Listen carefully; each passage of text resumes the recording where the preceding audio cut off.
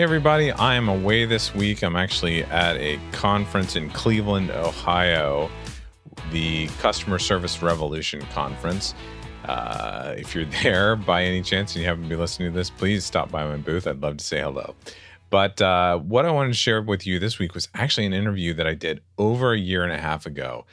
It was part of a group of interviews that I recorded during like the first month of the COVID pandemic. And then I didn't do anything with the podcast for several months after that. So I was kind of confused and didn't know how to use this really. But I want to bring this back as, the experience of people who have used podcasts for their business. And the person I'm interviewing this week is Howard Wolpoff. He's a marketing executive with over 25 years of experience helping mainly small businesses create like profitable solutions, driving sales, attracting customers and stuff like that. He has a very deep history in the radio business, which was very interesting to me. And he's been really involved with sports talk and sports radio and stuff like that. So this is a little bit of a left turn from the people that I normally talk to.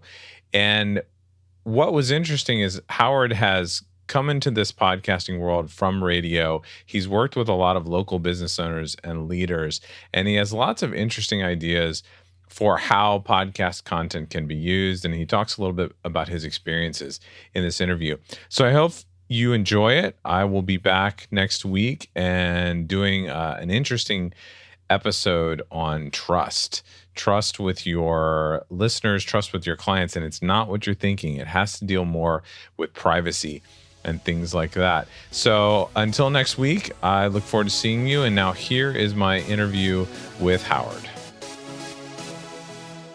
Howard, thank you for joining me today. Thank you very much. I'm excited to be here. Awesome. So I want to, you in the pre-show chat we just had, we were talking about several different things that you've done. But I want to figure out how you got to the point where you are now. And, this is like a 20 to 30 minute episode. So just give us your sort of brief story of how you got to the point you're at now. Well, I've been involved working in marketing for almost 25 years at this point. I was very fortunate to have a number of different experiences kind of fall to place. I started with a launch of a huge sports complex in New York City called Chelsea Piers. I was able to start with them at a early point in construction and help with setting up the sports venues and a lot of the internal marketing, and managed marketing and really the whole business services department for the health club. We had about 7,000 members during the time that I was there. I then left to go to business school and got my MBA in marketing at Fordham University and started an internship with the Brooklyn Cyclones minor league baseball team. The Mets had launched a team in Brooklyn, and they were about to open up in 2001 for their inaugural season. And I got to have a front row seat and spend the next 4 seasons with them after that, handling all different types of promotions and game day experiences, and then went on to work in radio for quite a while, first nationally with Westwood One, dealing with large and small level business clients, helping them create their messaging using traffic sponsorships. And then locally here, I'm in Jacksonville, Florida, as the director of sales and marketing for 1010XL Sports Radio. So really creating a marketing experiences for the small businesses here in the marketplace, and really helping the radio station get the type of advertisers needed to justify the Jacksonville Jaguars coming over and making them the flagship radio station. Been involved in agency life after that, a couple different ones, one in Texas, one in Jacksonville, and now I'm the chief strategy marketing strategist for Profit Master Business Solutions. I went out on my own working with small, medium-sized businesses to help grow leads, sales, and revenue, and help create the marketing strategies. Mm-hmm. Awesome. Now you've got, so you have that background in radio, Yes. And I know you've done a bunch of podcast interviews to this point. We were talking about you're getting ready to launch your own podcast. I want to know, how have you used podcasting in your businesses thus far, and maybe even going back to the radio stations, and talk about what effect that audio content has had on those businesses? Sure. Well, radio really, really starts to tell a story. I was really in the behind the scenes, but every once in a while I'd get into studio while segments were going on, and sometimes participate in segments, sometimes for content, sometimes for humor. I had to eat a spicy pickle once on air that they videoed, and it's on YouTube if you want to check that out. Um, I called in after the Star Wars movie, the Force Awakens was released, and gave my review. But it's always amazing to see the relationship that the host had with the audience. Um, it's a sports talk station. We're on all the time, live and local. The followings they have on social media grew and grew, and I got to watch those interactions as well. And I'd see when we go out on remotes how people walked over to them as if this was their buddy that they talk to on a regular basis. So I understood clearly how that relationship of talking to an audience, you're sitting there staring at a microphone, just talking about things that are relevant to your listening audience, and it resonated.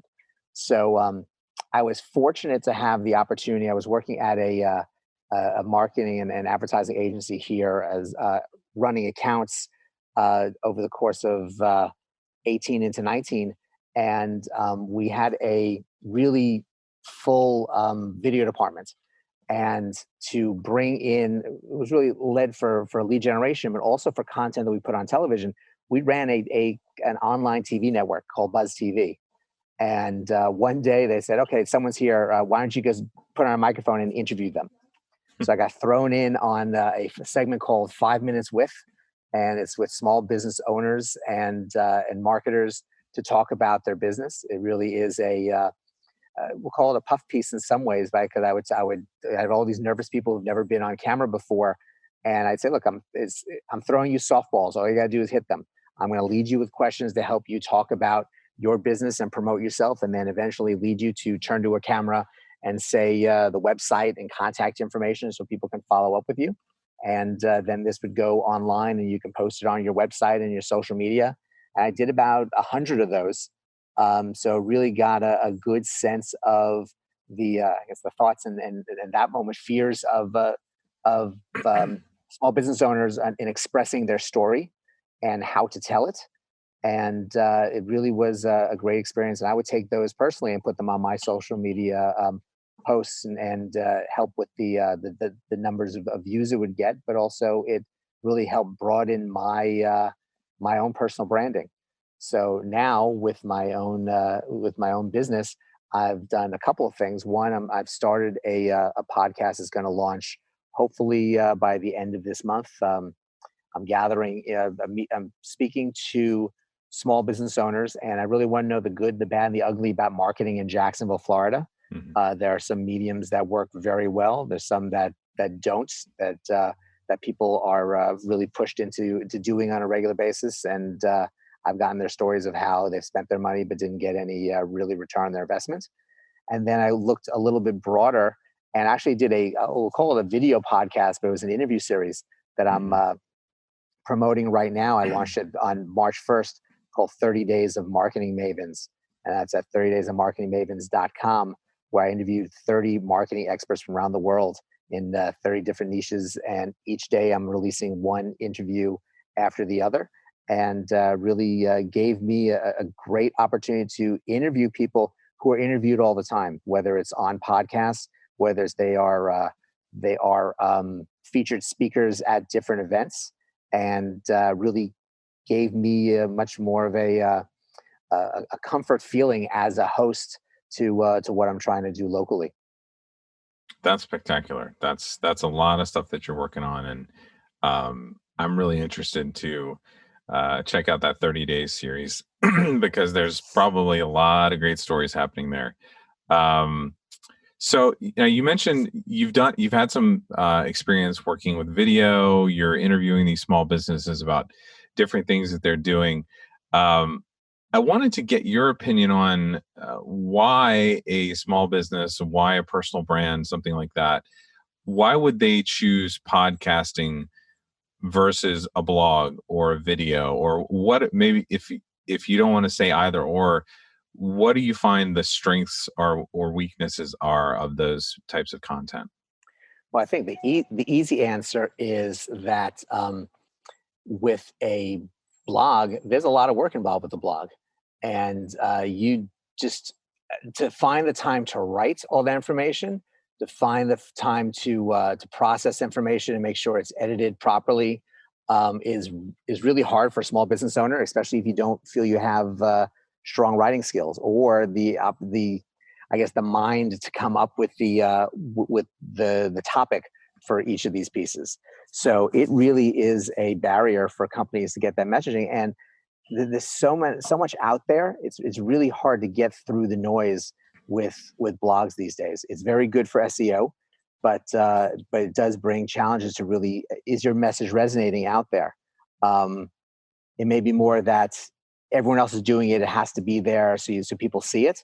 But if you can find something stronger to replace it, whether it's video or whether it's a blog, then it really can show more of your personality. It's words on paper are just the words, but there are a lot of people who have a lot of personality. I did some work with a dentist office with I think it was the agency I was working with in Houston, and they were very creative with video, where they would have their patients get involved, and so they'd come up with every week they come up with a different song, and they would lip sync the song, and they would have the patients involved in the process, and they got it was all within the setting of the examination room in the chair. So there was no big sets or anything, but you felt like you were in the middle of a production because of how well they did and how much everyone bought into it. And those got them some really great traction on social media, and a lot of them had some really nice viral paths with them, and that led them to getting a lot of different new customers, new people coming in for dental work. With a podcast, I'm finding that there are some people who really have some great personalities and maybe incredibly shy. So I met with a woman about a month or so ago, and I'm working on strategy with her. And the podcast is one of them because she is definitely closed in. You can definitely see that she walks around inside the box. And I'll apologize for the airplane that's flying overhead. Close to the military base here, so that does happen. But her personality, she reminded me of Oprah. And when she started to open up, and the tone of her voice and her reactions, there was a real great sound to it. And I kept telling her, this is the direction you need to go. And she's working in real estate to really make you stand out from this very crowded crowd of people in that industry to get your message out there. Yeah. And I've seen lots of real estate agents do that, especially like you were saying, working with dentists. The geolocal focused podcast is actually really picking up steam. I find that a lot of people they're searching for good information about their local area, or businesses they should try out, or restaurants they should go to in a few months once we're allowed out of our houses again. We'll assume that we'll be on full lockdown by the time this podcast airs. But yeah, I see that a lot. And, I see all the statistics about 51% of Americans are now listening to podcasts on a weekly basis. 93% of podcast listeners are listening to more than half or all of an episode.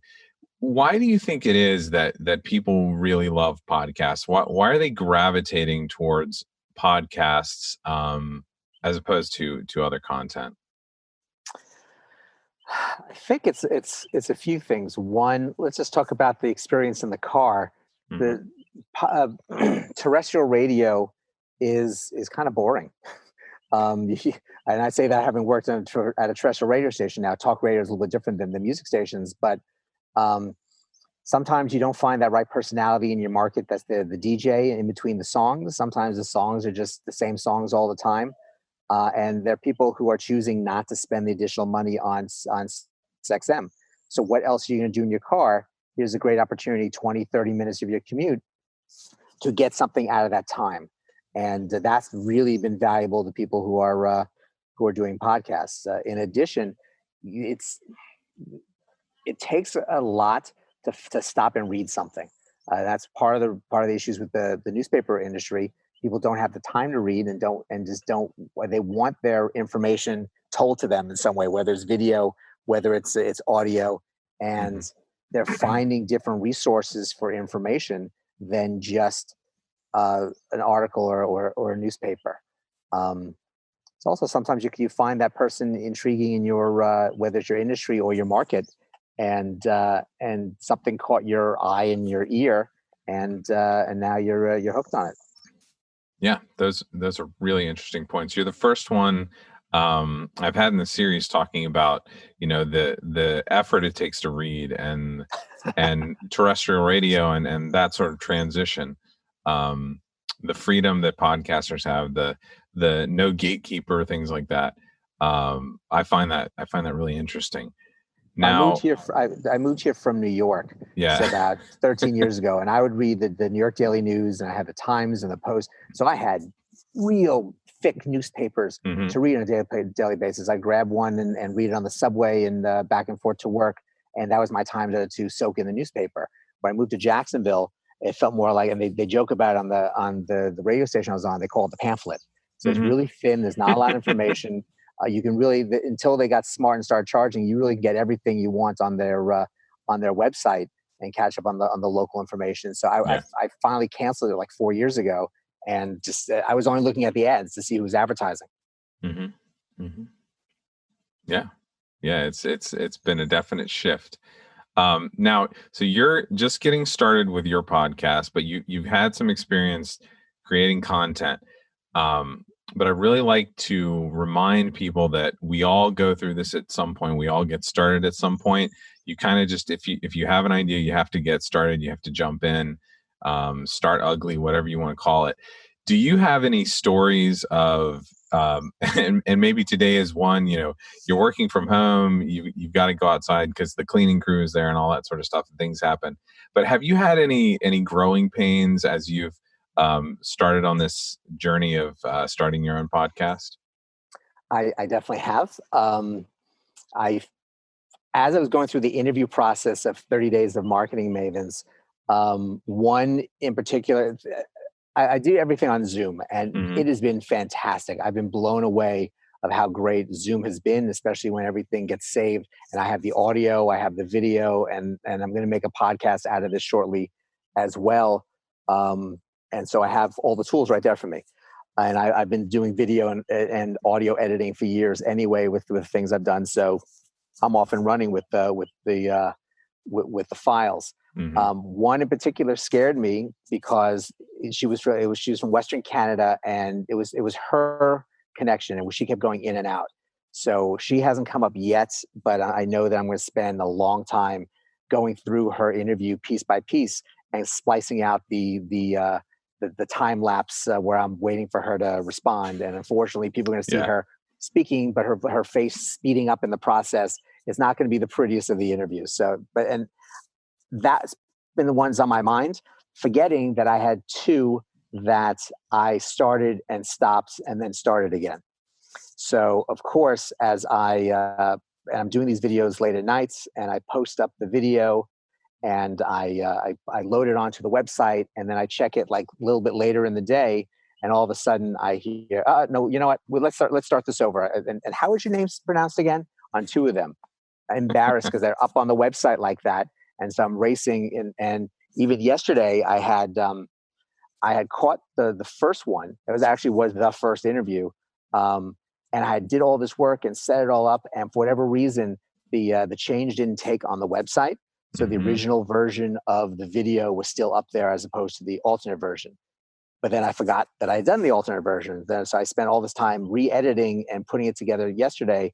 And for whatever reason, the internet was slow and took forever to post, and YouTube was canceling it because they already had a version of that. And in the end, I didn't have to do any of that because the video I needed was right there. I just needed to get the code and put it into the website. So checking things over is very important. And try not to go do things too fast is extremely important as well. Yeah, lessons learned. I've had that. Generally, I make most of my mistakes, and we're dealing, here with 30 clients and 30 episodes a week and things like that. All of my mistakes happen when I'm trying to rush or trying to get ahead or whatever. So I appreciate you sharing that. This has been great. I'm really happy, and I really appreciate you being on here. If people want to learn more about you, your current business, your podcast, the 30 Days series, where's the best place for them to go? Sure. To find information about me, I'm available on LinkedIn. Howard Wolpoff, Wolpoff, is my account there, and my name. My website is findnewrevenue.com. Again, I'm a marketing strategist and business coach, and I work to find new leads, sales, and revenue for businesses, especially in these challenging times. Mm-hmm. And if you want to check out my podcast information, 30daysofmarketingmavens.com is the video series. Please go check it out. These people are amazing. I have some of the top influencers in the world on this series. And it's the middle of March right now. So one video coming out every day throughout the end of the month, and it'll stay up there. And then my podcast should launch by the end of March. I'm calling it #Jax Marketing, JAX Marketing, because everyone here in Jacksonville really knows Jacksonville by JAX. Yeah. Awesome. Well, thank you again for joining me. Thank you so much for having me. I appreciate it.